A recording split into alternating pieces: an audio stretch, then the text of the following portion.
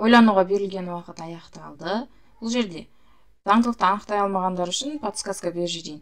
Заңдылық бұл жерде қараңыз, орындарында орналасқан жерінде, мысалы, тақ орында тұрғандар белгілі бір заңдылықпен тұр, және жұп орында тұрғандар, яғни екінші, төртінші, алтыншы болып тұрғандар белгілі бір заңдылықпен тұр. Енді біздің табуымыз керек жұп орындағы санды. Демек, қараңыздар, бұл жерде 16-дан 1-ді азайтсақ 15, тақ орындағыларды зерттейтін болсақ. Ал 15-тен азайтатын болсақ 3-ті, нәтиже 12. Демек, тақ орындағылардан тақ сандар азайтылып отыр. 12-ден енді келесінде азайтамыз 5-ті. Демек, заңдылығы осылай екен. Жұп орындағыларды қарайық. 7, оған 2 қосылған. Ары қарай 9, оған 4 қосылған.